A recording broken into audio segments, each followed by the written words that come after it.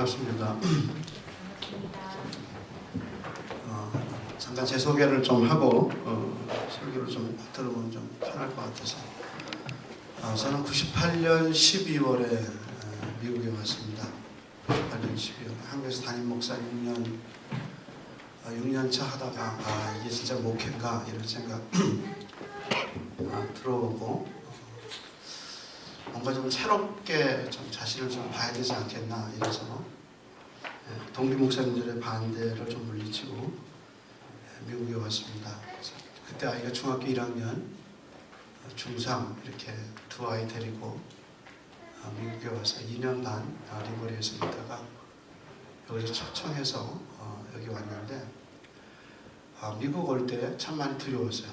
제가 부목사 할 때 교회에서 미국 보내줘서 미국에서 한 1년까지는 안 되고 좀 공부했던 기억이 있어서 늘 그게 담임 나가도 마음에 늘 있어서 더 했어야 되는데 이런 마음으로 왔는데 미국이 쉽지 않더라고요.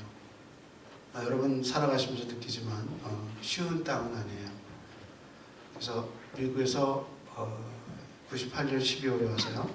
저희 교회는 2001년에 제가 들어왔습니다. 그래서 14년 지금 목회하고 있습니다.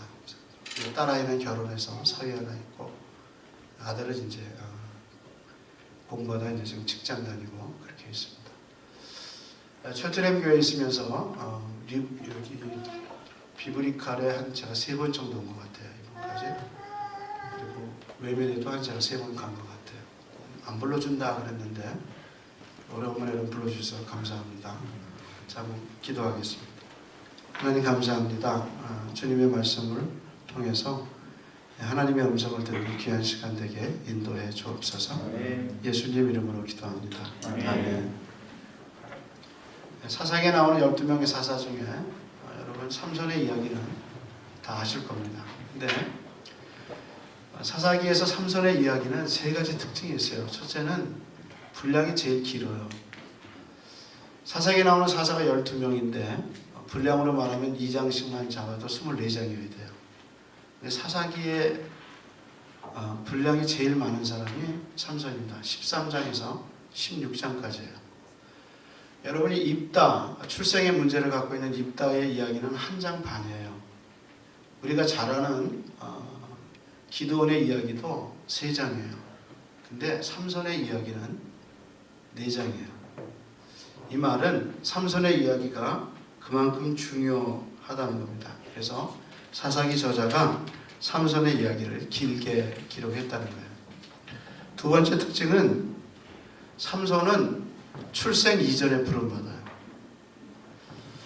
사사기에 나온 모든 사사는 청년 시절이나 아니면 중년에 부름받아요. 한번 생각해 보세요. 태어나기 전에 부름받은 사람 누가 있나? 사사기의 이야기 중에 삼손은 그가 몸으로 이 땅에 나기 전에 하나님의 부름을 받아요. 그래서 삼손이 나기 전에 아버지 마노아하고 어머니에게 하나님 사자가 나타나서 이렇게 얘기죠. 네가 아들을 낳으리니 그 이름을 삼손이라 하라고 이름까지 지정해줘요. 사사시대에 이름이 지정됐던 그 이전의 인물들은 다 위대한 인물들이었어요. 예를 들어서 이삭이요. 아브라함의 아들 이삭은 평생 하나님의 약속을 받고 기다렸는데 천사가 방문해서 네가 아들을 낳으리니 이름을 이삭이라 하라 하고 이삭이라는 이름을 주어져요. 그래서 이삭을 통해서 약속의 씨들이 자라서 세상에 퍼져갑니다. 따라서 삼손의 이야기의 출생 이야기를 듣고 있던 당시의 사람들은 이 삼손이 엄청나게 위대한 일을 할 거라는 기대를 갖게 돼요.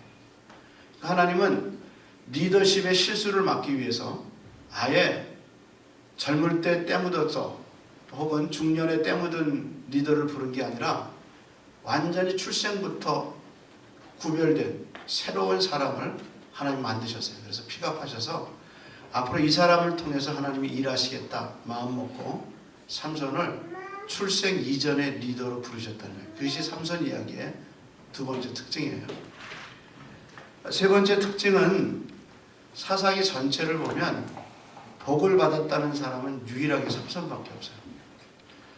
여러분 사사기를 뒤져보면 사사기는 저주와 심판의 책이에요. 그래서 사사기를 읽으면 윤리적으로 어떻게 이런 책들이 여기에다 기록될 수 있겠나라고 우리가 의문을 가질 정도로 사사기는 정말 심판과 하나님의 무서운 그 응징의 책들이 기록되어 있어요.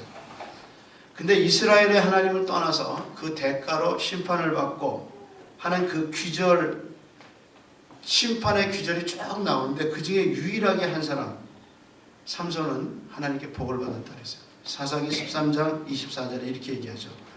여인이 아들을 낳으며 이름을 삼손이라 하니라. 아이가 자라며 여호와께서 그에게 복을 주시더라. 그게 사사기 앞에도 없고 사사기 뒤에도 없어요. 유일하게 삼손에게만 하나님 복을 주셔요. 따라서 삼손의 이야기 제일 긴 거, 출생 이전에 부름받은 거, 그 다음에 하나님의 복을 받은 유일한 사사의 한 사람. 그러니까 다 시커먼데 유일하게 삼손에게만 빛이 확 비치는 형국이에요. 그래서 어둠 속에 있는 사람들이 삼손의 이야기를 들으면서 이거 훌륭한 리더가 되겠다는 기대감을 갖게 했어요. 그런데 그 삼손이 지금 16장에 머리 깎이고요, 두 눈은 뽑히고요, 짐승들이나 메고 있는 이 맷돌을 메고 있어요. 재밌는 사실은 저자가, 사사기 저자가 쓰는 워드플레이예요. 사사기 저자는 철저하게 삼손의 이야기를 통해서 숨겨진 단어의 맥락을 갖고 우리에게 얘기해줘요. 예를 들어서 삼손은 리들 자는 태양이라는 뜻, 선이라는 뜻이에요. 그런데 비해서 들릴라, 삼손을 잡아먹은 들릴라는 그 뜻이 어둠이라는 뜻이에요. 자연적인 세계에서는 태양이 뜨면 어둠은 물러가게 돼 있어요. 근데 영적인 세계에서는 삼손이 들릴라한테 잡아먹었어요. 들릴라가 삼손을, 태양을 감싸고 있는 거예요. 빛을 못 되게. 그래서 들릴라의 무릎에서 빛은 완전히 어둠 속에서 꽉 쌓여 있어요. 이게 저자가 얘기하는 워드플레이입니다. 또 하나 플레이는 삼손이 원래 강한 자예요. 근데 삼손을 잡아둔 가사, 그래서 블레셋의 5 해안 지방에 5개 도시국가로 이루어진 블레셋의 가장 우두머리 격인 성읍이, 도시가 가사입니다. 재밌는 것은 가사의 이름의 뜻이 강한 자라는 뜻이에요. 강한 자가 강한 자를 잡아먹고 있어요. 그래서 강한 자가 힘을 못 써요. 여러분, 미국이 어떻게 보세요? 미국을, 미국 교회를 한국에서 보시면서 미국 교회 가서 많이 배워야겠다, 미국의 시스템을 잘 배워서 한국에 돌아가면 한국에서 이렇게 적응하겠다. 많은 사람들이 그런 생각을 합니다. 그리고 미국에 와서 이렇게 여러 가지 배우면서 한국 교회를 생각하고 얘기합니다. 여러분, 미국 교회도 그렇고 미국이 가사일 수 있다는 걸 잊지 마세요. 당신이 신앙생활을 한국에서 정말 잘하고 목회자로서 영성을 잘 관리했다 그래도 미국에서 그 영성을 유지하기가 쉽지 않은 땅이 미국 땅이에요. 미국 교회가 합리적이고 이민교회 사람들이 합리적인 사고를 갖고 있기는 하지만 그 합리성이 복음을 막을 수 있다는 사실을 잊지 마세요. 이민교회가 왜 약해졌는가? 왜 약한가? 그렇게 신앙생활을 잘하는 사람들이 미국에 오면 왜 신앙이 약해질까? 강한 삼손이 가사에서 잡혀서 더 이상 힘을 못 쓰는 형국처럼 한국에서 괜찮은 목회자들이 미국에 와서 정말 힘을 못 쓰고 삼손처럼 지내는 것을 저도 종종 봅니다. 그래서 미국을 쉽게 보지 마세요. 이게 영적으로 쉬운 땅이 아니라는 거예요. 문제의 핵심은 선이라는 이름을 가진 삼손이 어둠이라는 뜻을 갖고 들릴라에게 잡혀먹고 힘이 강한 삼손이 가사라는 더 강한 장소에 얽매여 있는 이 모습을 보면서 우리가 물어야 하는 질문은 이거예요. 왜 이렇게 됐을까? 왜 이렇게 됐을까? 왜 삼손같이 강하고 어려서부터 하나님의 복을 받은 삼손이 왜 이런 형국에 있을까? 한국에서 떠날 때는 청운의 꿈을 꿈꿔 뭔가 이루겠다고 왔는데 미국 생활 3년에 두 눈 뽑히고 날개 다 꺾이고 앞으로는 어떻게 해야 되나? 그렇게 꺾인 채 있지 않는가 이거예요. 왜 이렇게 비참하게 됐을까? 그 이유는 삼손이 나실인으로 못 살았기 때문에. 삼손을 이해하는 중요 단어는 나실인입니다. 근데 이 나실이라는 말을 이해하지 않고는 삼손을 이해할 수 없어요. 우리가 아는 대로 삼손은 나실인으로 태어났죠. 독주와 포도주를 먹지 마라. 죽은 시체를 만지지 마라. 네 머리카락을 깎지 마라. 이게 우리가 다 아는 이야기입니다. 근데 중요한 것은 하나님이 이렇게 삼손을 어려서부터 구별해 놓은 이유는 구별해 놓았기 때문에. 너는 그렇게 살아야, 너 그렇게 살아야 힘쓴다는 거야. 네가 세상하고 섞이면 힘 못 쓴다는 거야. 네 운명은 나실이네요. 그래서 하나님이 정해준 나실으로 살지 않으면 너는 힘을 못 써요. 그러면서 삼손에게 네가 해야 할 일과 하지 말아야 할 일을 구분했는데, 해야 할 일은 이스라엘 백성을 블레셋에서 구원하는 일이고 하지 말아야 할 일은 다 개인의 경건생활에 가는 거예요. 그래서 독주 먹지 마라, 그 다음에 만지지 마라, 죽은 자 머리 깎지 마라. 이거는 네가 평생을 살아가면서 네가 지켜야 할 룰이다. 뭐를 위해서? 너의 강한 힘을 위해서 네가 지켜야 할 룰이다. 그래서 이게 하나님이 삼손에게 하라고 주신 거예요. 다시 말해서 하나님이 삼손에게 주신 능력을 상실하지 않고 그 힘을 계속 유지하는 방법은 뭐냐? 철저하게 나실인으로 사는 거예요. 이것만 살면 하나님이 삼손 안에서 역사하시는 거예요. 근데 삼손이 그것을 깨는 거예요. 그래서 삼손의 이야기는 13장에서 천사가 나타나서 부모에게 얘는 이렇게 해라 그러고 나실인의 계명을 주는 13장의 이야기예요. 14장부터 16장은 삼손이 나실인으로서 살아야 하는 세 가지 계명을 깨는 이야기가 삼손의 이야기예요. 아니, 하나님이 주신 말씀을 지키는 이야기가 아니에요. 거꾸로 삼손에게 하지 말라고 한 그 삼손에게 주어진 그 규례를 깨는 것으로 이야기가 전개돼요. 그래서 딥나에 가죠. 시체를 만지죠. 꿀꾸내죠. 그래서 아버지에게 주죠. 말하지 않죠. 그 이야기가 다 뭔가 하지 말라는 것을 하는 거예요. 우리 중에 그런 분이 있습니다. 나면서부터 아버지 목사님이고 어머니 사모님이고 할아버지도 목사님이고 장로님이고 나는 운명의 굴레가 너무 무거워. 길이 없어. 근데 제 쪽에서 보면 그런 분들은 축복받은 분들이에요. 저는 우리 집안, 우리 엄마 쪽으로도 예수 믿는 사람이 없었고 우리 아빠 쪽으로도 예수 믿는 사람이 없었어요. 신학교 가서 제일 부러웠던 게 기도하는 아버지, 기도하는 어머니 둔 사람이 제일 부러웠어요. 나는 왜 이 길을 걸어갈까? 나는 이거밖에 나는 왜 이런 운명에 지어졌을까? 그건 제 입장에서는 배부른 소리였어요.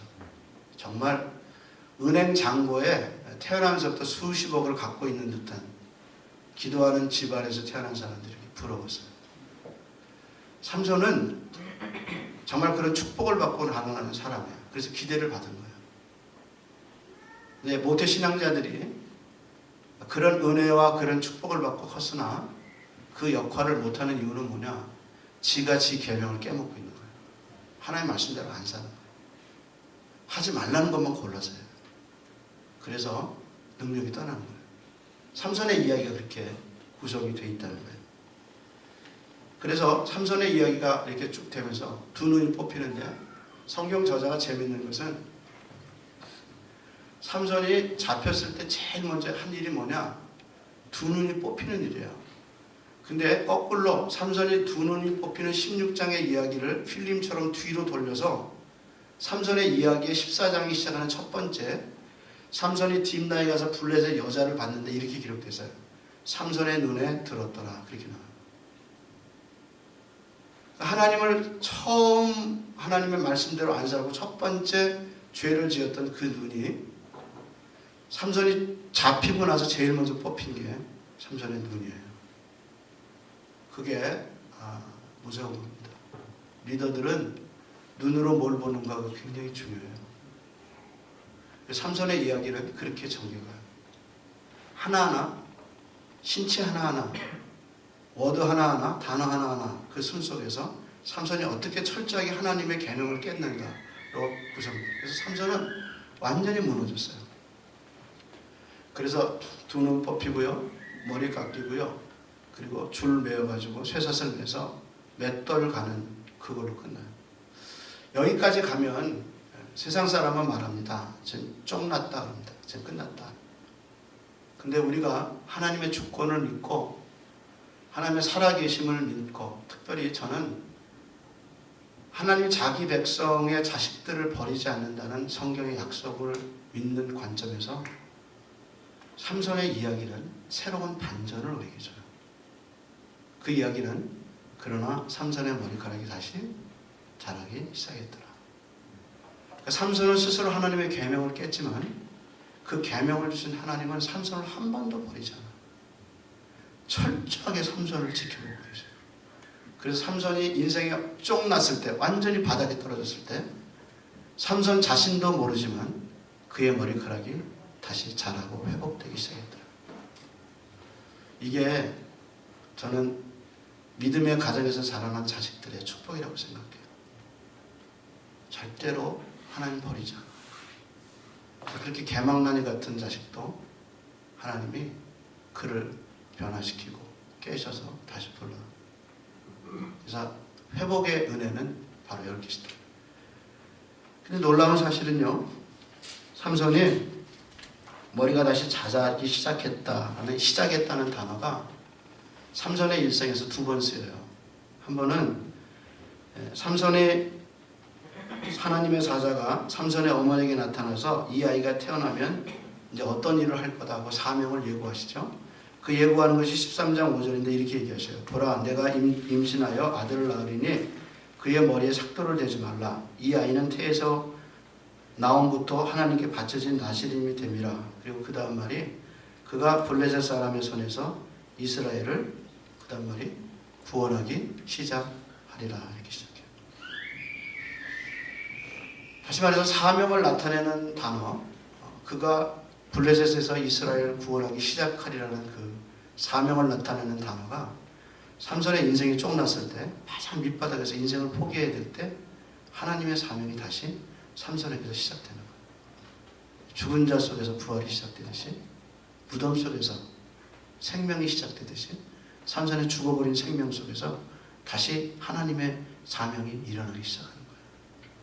또 이 단어는 언제 쓰였냐면요, 삼손이 하나님께 바쳐진 나시린으로 이 단어가 시작됐는데 삼손이 이 단어를 한번 삼손의 역사에서 더 쓰여요. 그것이 하나님의 손이 다가설 때입니다. 13장 25절에 이렇게 얘기하죠. 소라와 에스돌 사이에 마하나단에서 여호와의 영이 그를 움직이기 시작하셨더라.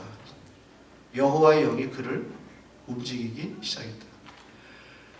그러니까 유일하게 축복을 받았다는 삼손의 이야기는 하나님의 손이 함께함으로써 축복을 받아요.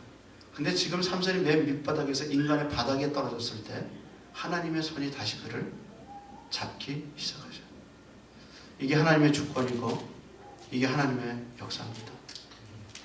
하나님은 우리를 절대로 버리지 않으신다. 그래서 그분의 전능하신 손이 사람들의 눈에는 다 끝났다고 생각하고 바닥이라고 생각을 그때 하나님 다시 밑바닥에서 우리를 일으켜 세우신다. 따라서 이런 경험은 수도 없이 해요. 삼손은 한 번에 이 경험을 했을지 모르지만 우리는 목회를 하다가 공부를 하다가 완전히 바닥에 떨어져서 두 눈 뽑히고 뭘 해야 될지 모를 때 그때 밑바닥에서 다시 하나님의 은혜가 우리에게 일어나는 것을 우리가 수도 없이 경험합니다. 하나님 절대로 우리를 버리지 않으셔요.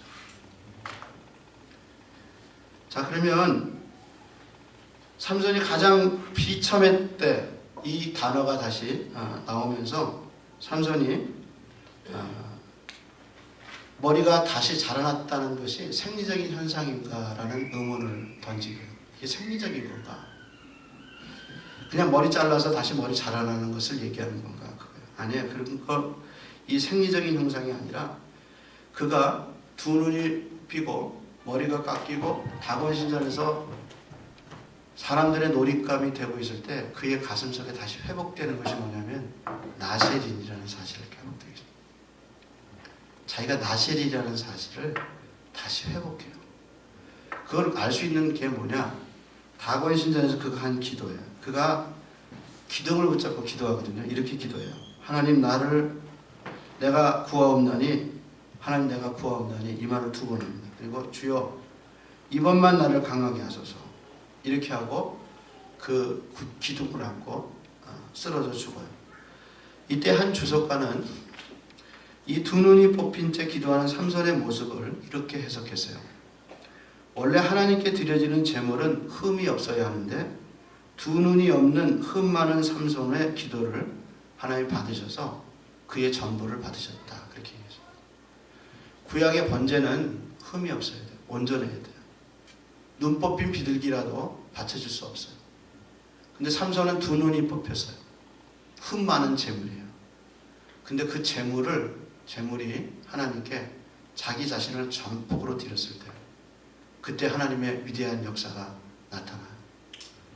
그래서 사사기 맨 마지막의 이야기의 삼손의 이야기의 끝은 그가 살아있을 때보다 죽은 자의 숫자가 더 많았더라.